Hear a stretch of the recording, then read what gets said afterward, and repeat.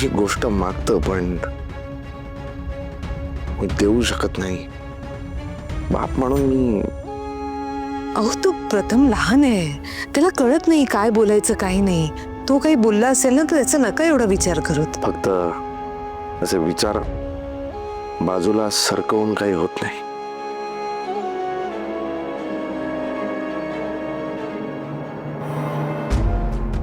देव कधी कधी परीक्षा बघतो.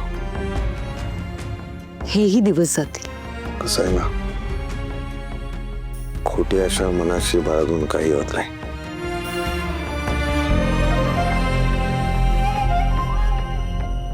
माझी खात्री आहे सगळं चांगलं होईल.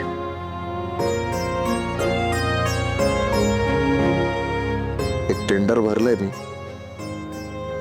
बघूया ते जर पास झालं तर सरा तरी मोकळा श्वास घेता येईल मला.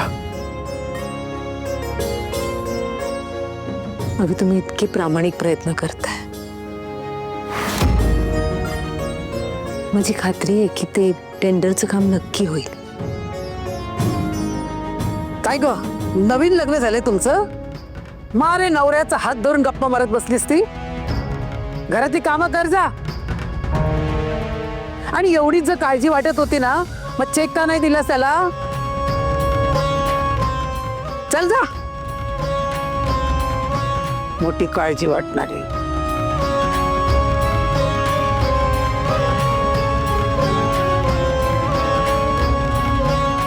हवी हवी हिच्या गोड गोड बोलणार बोलू नकोस हा. एक नंबरची लबाड आहे ती. असंच गोड गोड बोलून बोलून तुला फसवलं आणि आता पश्चाताप करण्याची पाळी आली तुझ्यावर.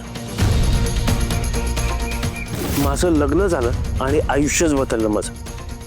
तुला माहिती आहे, बायकोच्या नशिबाने आपलं नशीब बदलतं. फ्रेश होऊ का मी? हा.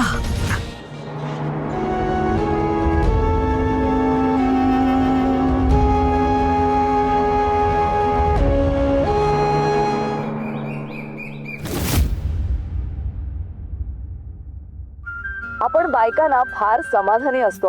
आयुष्याकडून फार मोठ्या अपेक्षा नसतातच आपल्या. आम्हा बायकांना हवे असतात ते प्रेमाचे 2 शब्द. थकलीस ना असं म्हणत दाखवलेली काळजी. नवऱ्याने एवढंसं चिमूटभर जरी प्रेम दिलं ना तरी तुम्हाला दिवसाचं सार्थक झाल्यासारखं वाटतं. काय तुमच्या मनातली गोष्ट बरोबर ओळखली की नाही? हो ग, अगदी खरं बोललीस. काल अवी माझ्याशी प्रेमाने बोलले, शांतपणे बोलले, त्यांची काळजी बोलून दाखवली. मला तेव्हा असंच वाटलं,